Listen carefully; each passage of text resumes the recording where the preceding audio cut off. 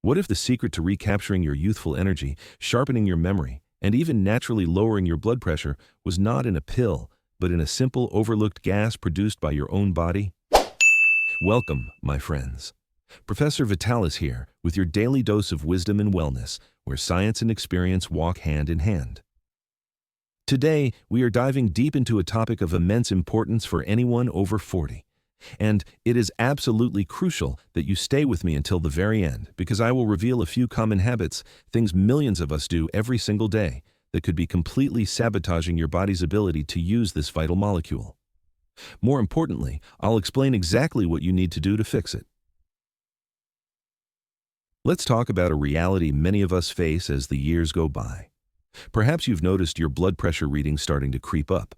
Maybe you feel a general decline in your physical strength and stamina, where workouts that were once easy now feel like a struggle. Or it could be a subtle change in your mental sharpness, a name on the tip of your tongue, a detail that's just out of reach. For men, this can also manifest as a decline in erectile function. It's easy to dismiss these as separate, unrelated consequences of aging. But what if I told you that they are all connected by a single common thread? What if one fundamental biological breakdown is at the heart of all these changes? That common thread, my friends, is a molecule called nitric oxide. So, why does this one molecule matter so much? For a long time, we didn't even know its full significance. Nitric oxide, or NO, is a fascinating substance. It's a gas, one that is produced by nearly every cell in our bodies. Its discovery was so revolutionary that in 1998, 3 American scientists were awarded the Nobel Prize in Medicine for uncovering its role in the cardiovascular system. They found that nitric oxide has a multitude of functions, but perhaps its most critical role is as the body's master regulator of blood vessel tone. Think of your blood vessels as a vast network of highways. Nitric oxide is the traffic controller. It signals the smooth muscles in the walls of your arteries to relax and widen, a process called vasodilation.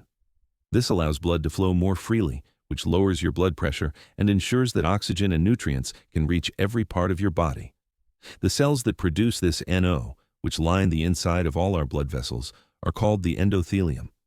When this delicate lining becomes damaged, a condition known as endothelial dysfunction, it can't produce enough nitric oxide. The result? Your highways get constricted, leading to high blood pressure and increased risk of blood clots and the formation of those dreaded atherosclerotic plaques. The influence of nitric oxide extends far beyond your circulatory system. It plays a profound role in your nervous system as well. We often hear about neurotransmitters like dopamine and serotonin, which transmit rapid signals between brain cells. Nitric oxide is different. It's a gas that can diffuse freely, and it helps to create long-lasting changes in neural pathways. In a part of the brain called the hippocampus, which is the seat of memory and learning, NO is essential for a process called long-term potentiation. You can think of this as the physical process of carving a new memory into your brain.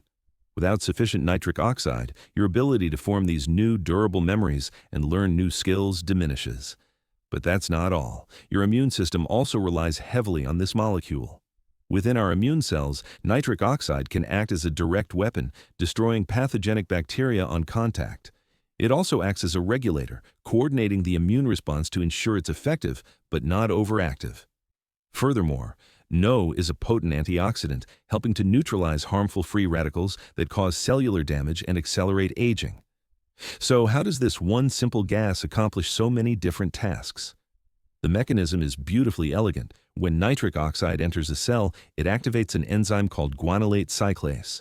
This enzyme then takes a molecule called GTP and converts it into another molecule called cyclic guanosine monophosphate, or cGMP. You can think of NO as the key, guanylate cyclase as the lock, and cGMP as the internal message that is sent out to the rest of the cell, telling it what to do. In the cells of your blood vessel walls, this cGMP message says, "Relax," leading to lower blood pressure. In the smooth muscle of the penis, this same message leads to increased blood flow, which is essential for a healthy erection. This, by the way, is precisely the system that popular erectile dysfunction medications like Viagra and Cialis target.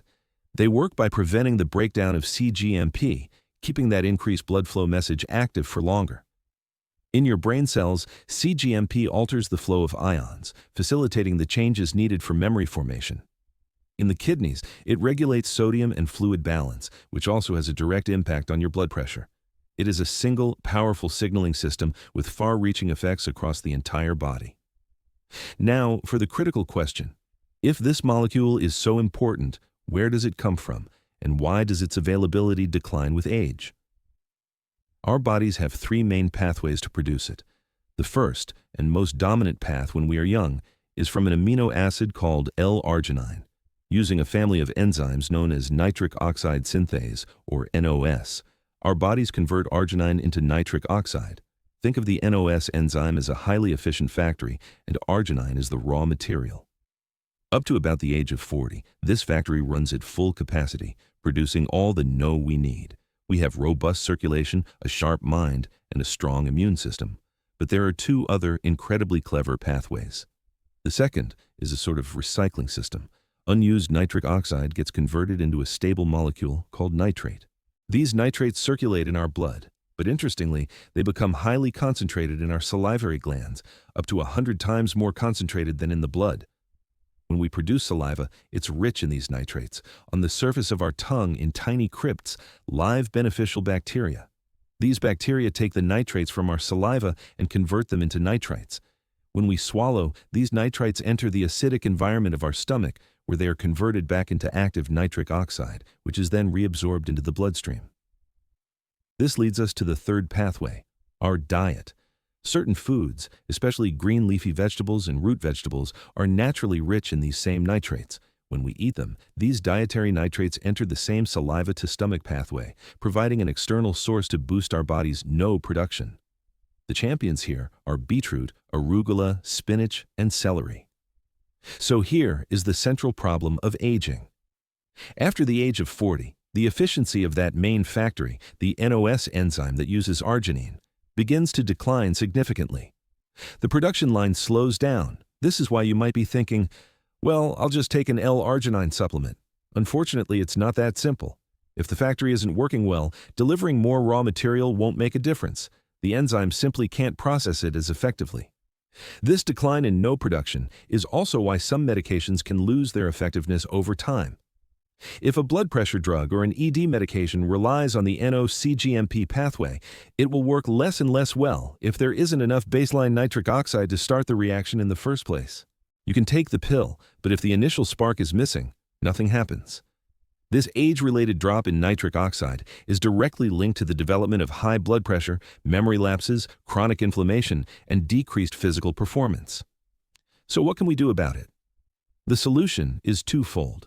First, we can help our old factory work a little better through regular aerobic exercise. Activities like brisk walking, running, swimming, or cycling have been shown to stimulate the NOS enzyme and improve endothelial function. But the more powerful and direct strategy is to leverage that second and third pathway, the one that comes from our diet.